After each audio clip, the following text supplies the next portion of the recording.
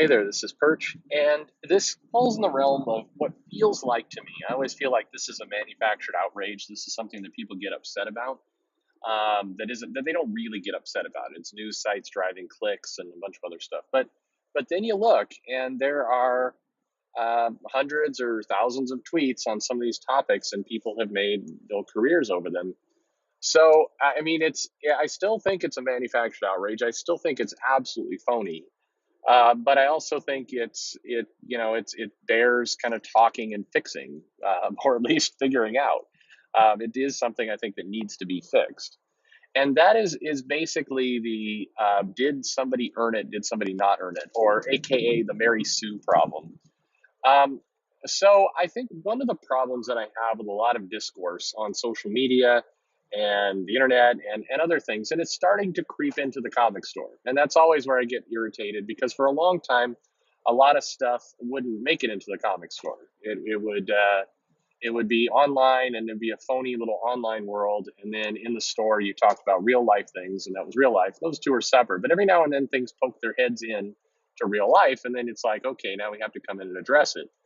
So, for those of you who don't know, and good for you if you avoid it, a Mary Sue, there's a couple different definitions out there depending on what argument people are having. But the most common one is that a Mary Sue is a character that, and usually a female character, thus the Mary part, who basically shows up and within seconds becomes a master at something without any earning it because you want to have this character be awesome.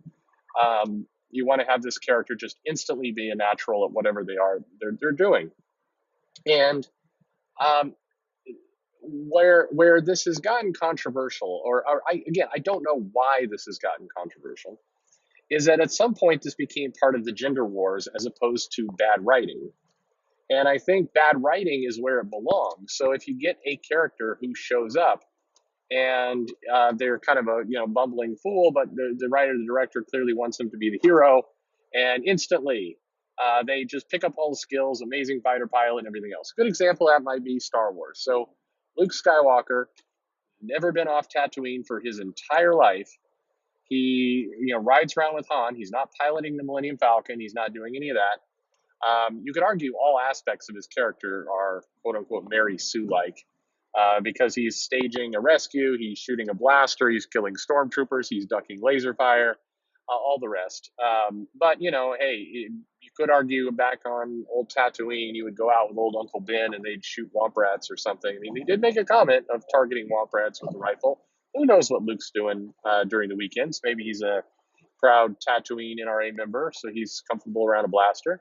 But one thing he's definitely not is a fighter pilot who can fly X-wing fighters and maneuver, basically hold his own and better against a bunch of rebellion pilots that have been doing it for quite a long time. And the actual blowing up of the Death Star, flying through the trench, you could say old Obi-Wan was there helping him through it, and he was using the Force, fine. But before that point, he's able to stay in formation. He's able to be a military expert. He's able to dodge, TIE fighter waves with his Death Star and everything else, and hold his own. That's that stretch. It's a movie, so of course your belief is already stretched. I think you have to decide when you're coming into a movie. Okay, am I going to take this literally, or am I going to just suspend my disbelief and try and enjoy the visuals for what they are? Hopefully, unless you're a madman, you're just enjoying movies for what they are. Because if you get too much into the wait a minute, does that make logical sense? Then almost zero movies will be good for you. So you have to just appreciate the experience for what it is. But if you are so inclined to go, oh wait a minute, and sometimes these characters, depending on how well the writing is or how poor it is, the Mary Sue aspect of the character gets annoying. So Star Wars had a lot of new things going on, a new science fiction film. Certainly at the time, you're seeing things you'd never seen before. So you didn't ask yourself a little bit, hey, why is this farmer kid from Tatooine suddenly an amazing pilot? Didn't really cross your mind. Today, if Star Wars was released, you probably would have more questions because we've seen a lot of movies in that same vein. But I think that any movie where a character or story or comic book or anything where a character just shows up and instantly is awesome, it is indicative of just poor writing. At some point, though, it became about, Mary Sue characters and our female characters. Is this realistic for female characters? And on and on and on. Where really, I think we could have all saved ourselves a whole lot of trouble and pain and nonsense, and just said, "Hey, this is bad writing," because maybe it's just bad writing. So this came up. So some saying, you know, in Star Wars, we got Daisy Ridley's character, and she is kind of same. She's a scavenger on a planet. We didn't get the sense that she's ever left that planet. I don't think we have. And she is able to, get into space, pilot a ship really effectively. How is she able to pilot a ship? Nobody knows. And then she is able to basically get a lightsaber for the first time. She gets access to the Force for the first time, and she's able to wield it, stronger, better than Luke. Luke, who already was a kind of disbelieving character, she's able to stand herself on her own with Kylo Ren, who we saw go through Jedi training, has done Empire training, done all this stuff, and suddenly she's able to hold her own against him. Is that silly? Well, it is. It is a little bit. Does that is it because she's a girl? No, it's because she has no training in anything, and suddenly she's hopping around and a Jedi. I think that's indicative of bad writing. It's not a bad character. It's not a bad actress. It's not a bad any of that. It's just kind of goofy writing. I mean, then again, it's a space soap opera. What do we expect? I mean, you know, we're not making a realistic movie, so characters do not act in realistic ways. Big surprise. Game of Thrones, Arya Stark. People are calling him Mary Sue. Here's an example of the exact opposite. That's a dumb idea, and it's dumb because we have this character who wants to learn sword fighting. I mean, literally, the very first episode moment we meet her, she's wanting to be kind of a warrior assassin fighter. She gets into sword fighting via her dad by episode 3, and then we spend 7 seasons of her training to be an assassin, losing her sight, going through brutal things to survive and get tough. And we don't know exactly how much time has passed in Game of Thrones time. We think it's somewhat similar to real life. So, 10 years, at least 10 years of nonstop, pretty much nonstop either survival or training. So the fact that Arya Stark now turns around and is a badass is not a big that is doing it right. In the exact same show, you can argue there's Jon Snow. He's bumbling along, but suddenly he's a very capable warrior. Okay, maybe he's a boy, so he trained back at home with the old Stark clan as he was growing up. But one thing that he definitely did not train on how to do was ride around on a dragon. And we see him, just go ahead and hop on the dragon. Hold on, you can do whatever you want. And so Jon Snow gets on a dragon. 2 episodes later, he's having huge aerial fights, and is the equivalent to Daenerys and this Night King flying around on a dragon. And how much time has passed? We think maybe 2 weeks, maybe a month. I don't know, but not a lot of time. Not, and even then, he gets on the dragon for the first time, and first it shows him just kind of hanging on for dear life, and then later that same flight, he's moving around and, and dodging stuff. So that's a Mary Sue. If you're going to use the term, there you go. But what I don't understand, and where I think we get just completely bent around the corner, is why we had to make this a gender thing. It's bad writing is bad writing. It's bad writing if it's a boy, a girl, man, woman, whatever.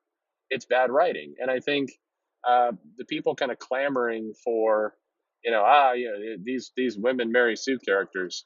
Why not just these badly written characters? You want to assign a gender to it, and then that immediately encourages people to go have fights and be crazy. And you could just say, hey, bad writing, because that's what it is. It's just bad writing.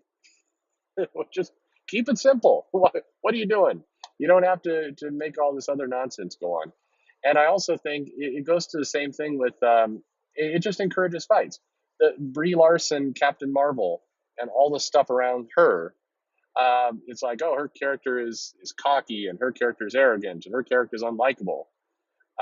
They shouldn't write women this way. They shouldn't write anybody that way. I they should.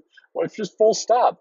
I mean, yeah, maybe it's just we're not in a world for people with long memories, but there were plenty of movies where you had cocky a-hole male characters who act like jerks in real life and in the movies, and they're unlikable.